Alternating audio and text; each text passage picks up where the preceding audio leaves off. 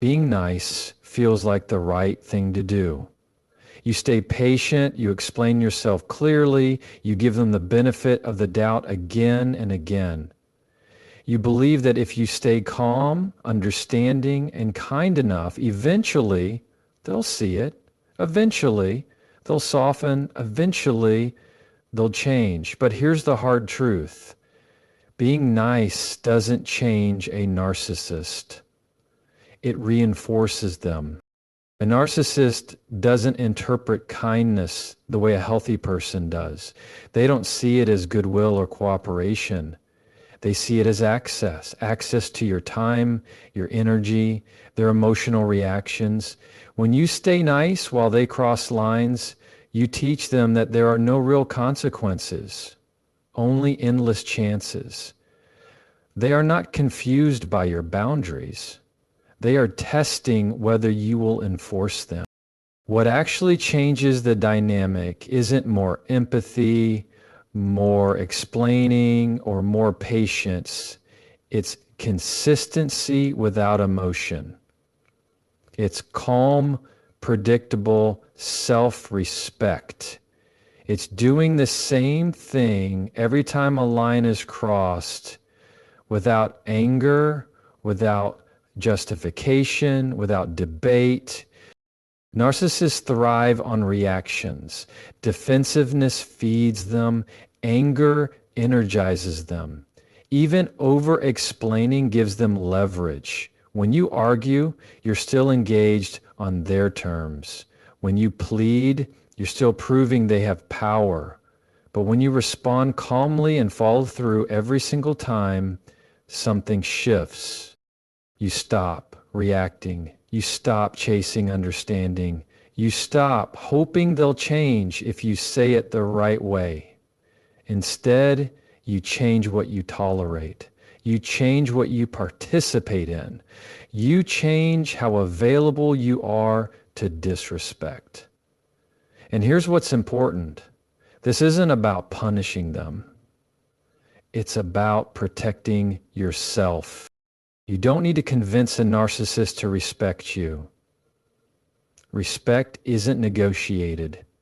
It's observed. They notice patterns, not speeches. They learn from outcomes, not emotions. When access to you becomes conditional on respectful behavior, the dynamic either improves or they lose interest. Both outcomes are a win.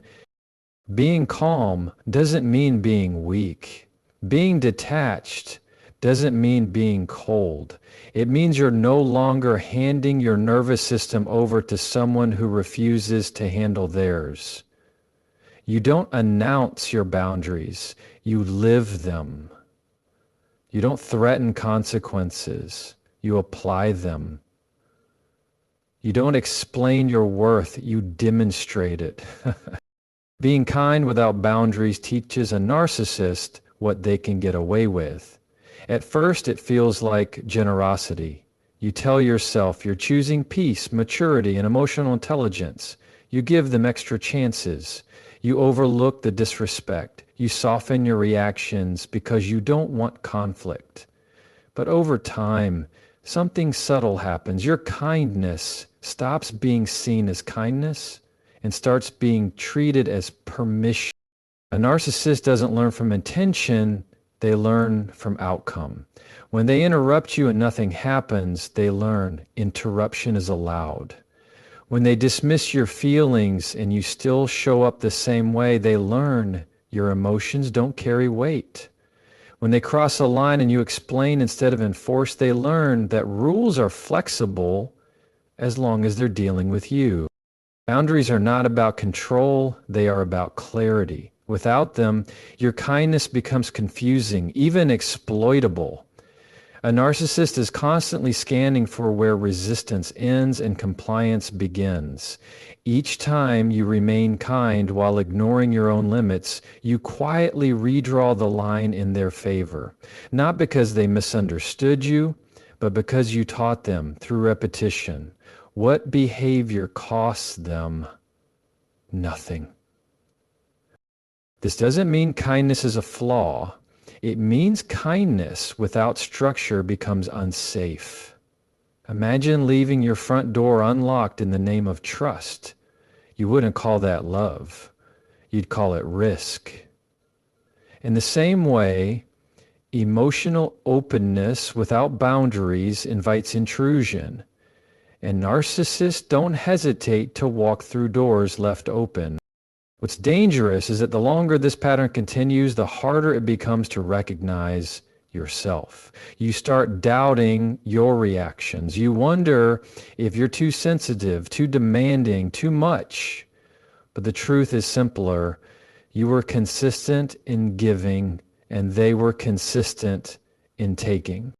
The shift happens when kindness is paired with consequence, when warmth has limits, when access to you requires respect. Boundaries don't require anger or punishment, only follow through, a calm no, a quiet withdrawal, a consistent response that doesn't change based on their mood or manipulation. When you stop rewarding disrespect with continued access, the lesson becomes clear. Either the behavior adjusts or the distance increases. And in both cases, you win, not because they finally changed, but because you did.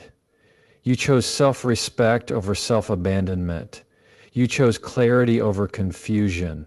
And that choice becomes the ending point of exploitation and the beginning of peace. You cannot heal someone who benefits from staying the same. This is one of the hardest truths to accept, especially if you are empathetic, self-aware, and willing to do the work on yourself. You see potential where others see patterns. You believe that love, patience, and understanding can reach anyone. But healing requires willingness, and someone who gains power, comfort, or control from their behavior has no incentive to change it. A person who benefits from staying the same is not stuck, they are settled. Their behavior works for them, it protects their ego, maintains their image, and secures their advantages. When you try to heal them, you are asking them to give up something they rely on. You are asking them to face discomfort, accountability, and vulnerability. Things they actively avoid because avoidance keeps them in control. This is why your efforts feel invisible.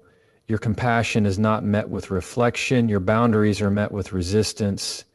Your pain is met with dismissal or deflection. Not because you are unclear, but because acknowledging your reality would threaten the system that benefits them. Healing would require them to admit fault, share power, and tolerate shame. Staying the same costs them nothing. What's even more dangerous is how easily this dynamic pulls you into responsibility that was never yours. You start monitoring their moods. You adjust your tone. You filter your truth. You work harder to keep the peace, believing that if you can just explain it better or love them more consistently, something will shift. But healing cannot be outsourced. Growth cannot be forced. Awareness cannot be implanted.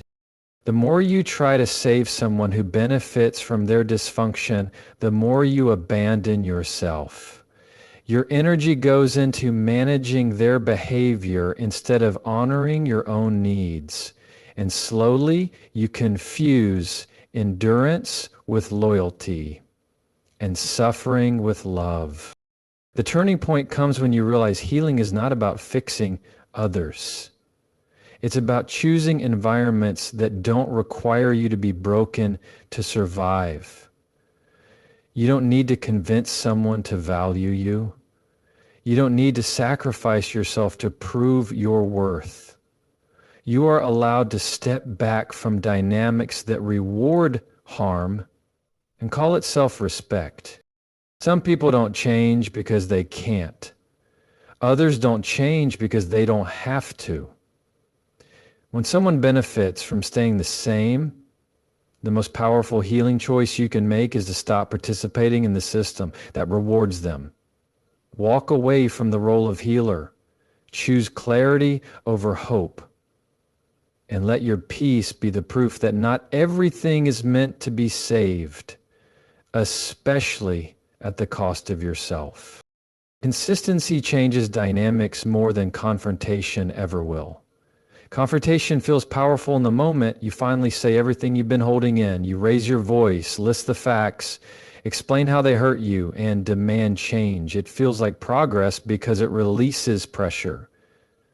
But confrontation, especially with emotionally manipulative or narcissistic people, often becomes noise instead of transformation. That's because confrontation relies on the other person's willingness to reflect. It assumes logic will land, empathy will activate, and accountability will follow. But when someone benefits from misunderstanding you, confrontation gives them exactly what they want: emotion, engagement, and something to argue against. They don't hear the message, they study your reaction. And once the emotion passes, the behavior returns. Consistency works differently. It doesn't argue, it demonstrates. When you respond the same way every time a boundary is crossed, calmly, briefly, and without emotional charge, you remove confusion. You stop sending mixed signals. You stop negotiating the rules of engagement. Consistency teaches people what to expect from you, and that predictability reshapes behavior far more effectively than passionate speeches ever could. Think about it. A raised voice may shock someone once, but a repeated consequence teaches them permanently. When you leave the conversation every time disrespect shows up, when you disengage every time the tone turns manipulative, when you stop explaining yourself after stating your boundary once, the pattern becomes clear. Not because you forced understanding, but because you enforced reality. Consistency also protects your nervous system. Confrontation keeps you emotionally tethered, replaying conversations, waiting for apologies, hoping for validation. Consistency frees you. You no longer need to win arguments. You only need to follow through. And that follow through builds internal trust. You start believing yourself again. What's important is that consistency must be quiet. Loud consistency turns back into confrontation. Calm consistency communicates strength without threat. It tells the other person, this is how I operate, not this is what you need to do. And that distinction changes everything. Some people will adjust, others will resist. Some will walk away when they realize the old tactics no longer work. All of these outcomes are information, not failure. Because the goal was never to control them. The goal was to control your participation. Consistency does what confrontation cannot. It removes drama, collapses manipulation, and restores your self-respect.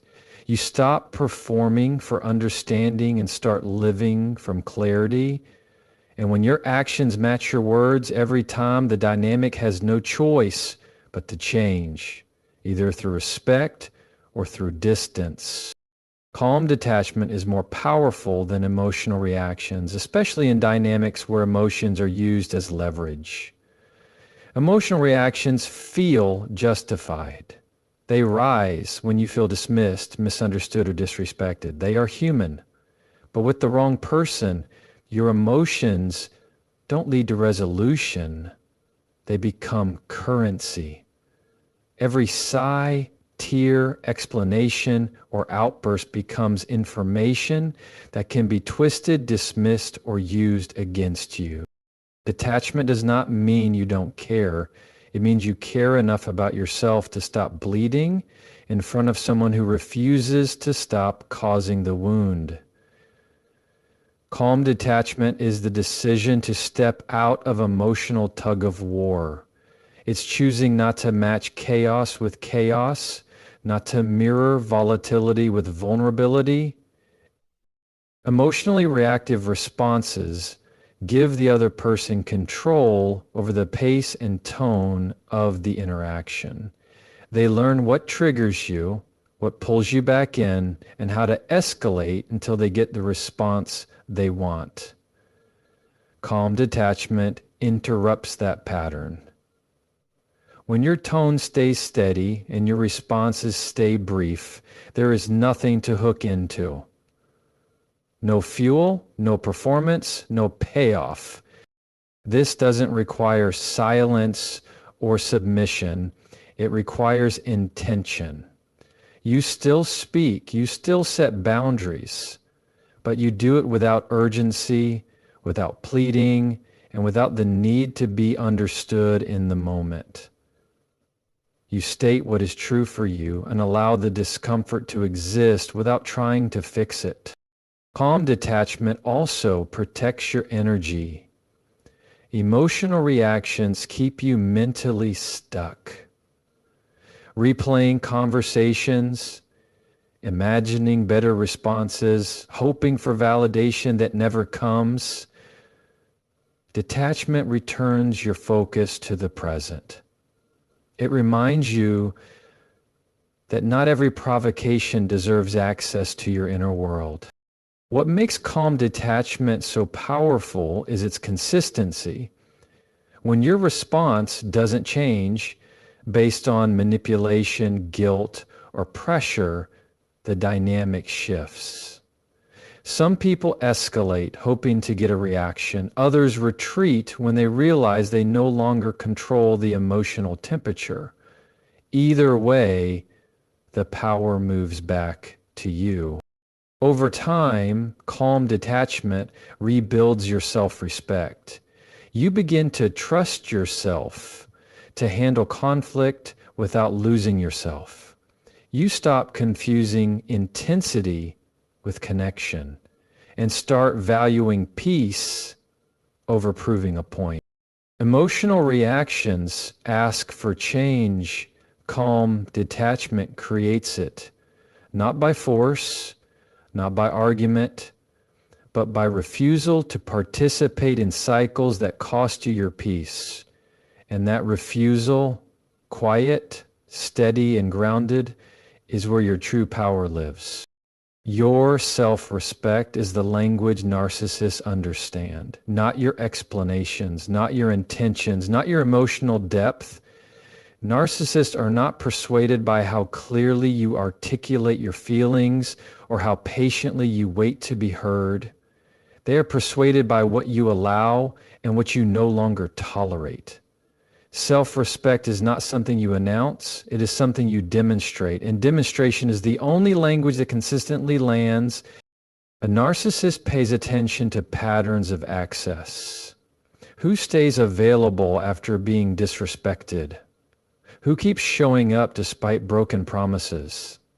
Who continues to give energy without reciprocity? When you abandon yourself to keep the peace, they learn that your boundaries are negotiable.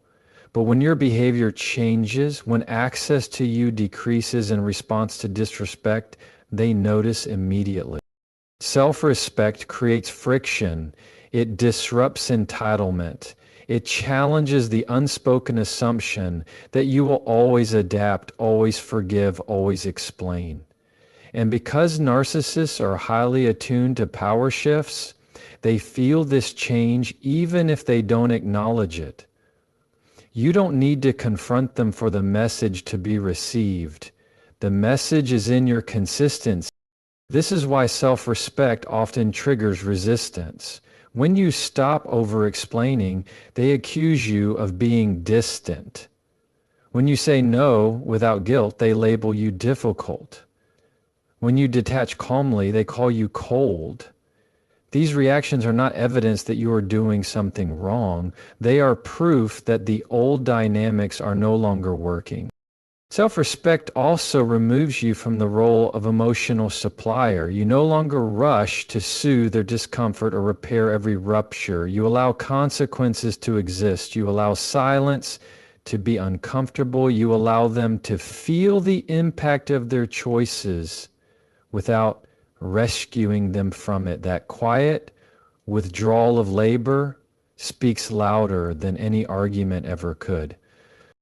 What's powerful is that self-respect doesn't require dominance or aggression. It doesn't seek revenge. It simply draws a clear line. This is where I end, and this is what I will not step over anymore. And that clarity forces a decision. Either the behavior adjusts or the distance grows. Narcissists may never admit that your self-respect changed the dynamic, but you will feel it. You feel the steadiness in your body, the absence of chaos, the return of your voice. Your self-respect becomes both your protection and your freedom. Because when you stop speaking the language of appeasement and start speaking the language of self-respect, the conversation changes, even if no words are spoken at all. Change begins the moment you stop negotiating your worth. The moment you stop explaining why you deserve respect, fairness, or basic consideration, something fundamental shifts. Negotiation implies uncertainty. It suggests your value is up for discussion, dependent on how well you perform, please, or endure. And when you negotiate your worth, you unintentionally teach others that your dignity has a price, and that price can be bargained down. Many people fall into this pattern without realizing it. You justify your needs. You soften your boundaries. You accept less than you want because you hope understanding will lead to change. You wait for the right moment to speak up, the right tone to use, the right version of yourself to present. But worth does not improve with better delivery. Respect is not earned through endurance. The more you negotiate, the more invisible your value becomes. When you stop negotiating your worth, you stop asking for permission to exist as you are. You state your needs without apology. You say no without over-explaining. You walk away from conversations that require you to shrink, defend, or prove yourself. This is not arrogance. It is alignment. You are aligning your actions with your internal truth instead of external approval. This shift often makes people uncomfortable. Those who benefited from your self-doubt may push back. They may question your motives, accuse you of changing, or frame your boundaries as selfishness. But these reactions reveal something important. Your worth was never the issue. Your availability was. Stopping the negotiation doesn't mean you stop caring. It means you stop compromising your self-respect to maintain connection. You recognize that connection without dignity is not intimacy, it's erosion. You understand that being chosen at the cost of yourself is not being chosen at all. As this change settles in, clarity replaces confusion. You no longer waste energy trying to be understood by those who refuse to listen. You choose environments where your presence is valued, not tolerated. You trust that what is meant to stay will meet you at your level, not require you to lower it. Change doesn't start with them, it starts with you. The moment you stop negotiating your worth, you stop auditioning for respect and start living from it. And from that place, every decision becomes simpler, every boundary stronger, and every step forward grounded in the quiet certainty that your value was never up for debate. In conclusion, dealing with the narcissist is never about being nicer or trying harder to earn their approval. True change in the dynamic comes from protecting your energy, setting clear boundaries, and honoring your self-worth. Being kind without limits only reinforces their behavior, Trying to heal someone who benefits from staying the same is futile, and emotional reactions only feed the cycle. Consistency, calm, detachment, and unwavering self-respect are the real tools that shift the balance. The moment you stop negotiating your worth, you reclaim your power and create a life where respect is not optional. Remember, this journey is not about changing them. It's about changing how you allow others to treat you. By standing firm, calmly enforcing your boundaries, and living from self-respect, you regain clarity, peace, and control over your own life. Thank you for taking the time to reflect on these principles today. May you leave with the strength to protect your energy, honor your worth, and live unapologetically true to yourself.